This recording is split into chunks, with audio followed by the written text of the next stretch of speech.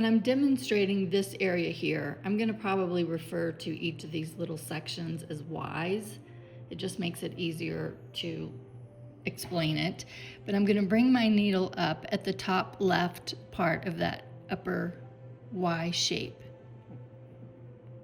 I'm going to take my needle down at the top right part of that Y, but I'm not going to pull it all the way through to the back at the beginning, making sure there's a little bit of a loop there. I'm going to then bring my needle up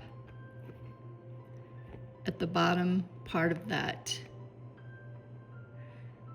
V shape of the Y, right there, making sure that my needle is within that loop.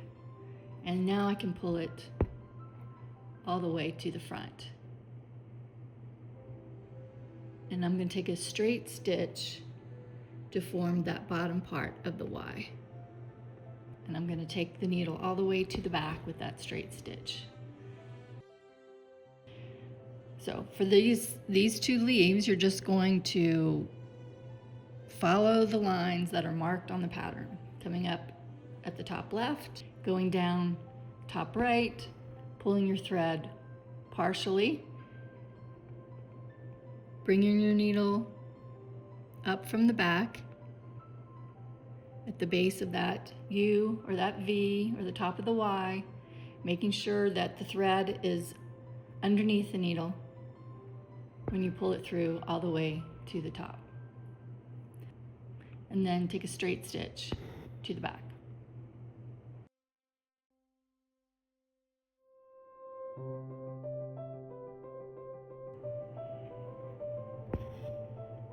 That is the fly stitch, done with a little bit of a tail. So you can also use the fly stitch to make a scallop shape.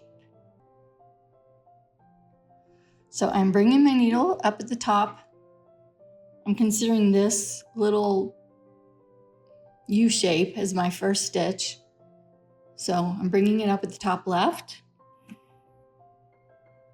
pulling the needle and thread all the way to the front.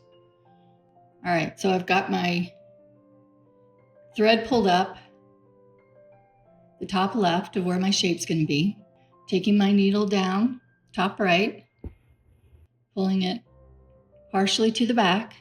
And here there's not a point at the bottom. So what I do is I just try to find the bottom of that little curve.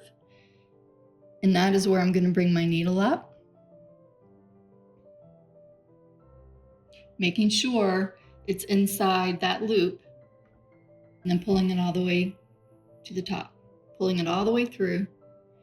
And then I'm making sure that my loop has covered that shape. I don't want to pull it too tight, and I don't want to leave it too loose. And now we're going to finish it off with a straight stitch to the back, like we did with the green, inside the green leaf. But instead of forming a long tail, we're just going to make a little quick stitch on the other side of that curve. So I've got my needle right there on the other side of that loop. And now I'm going to pull it to the back.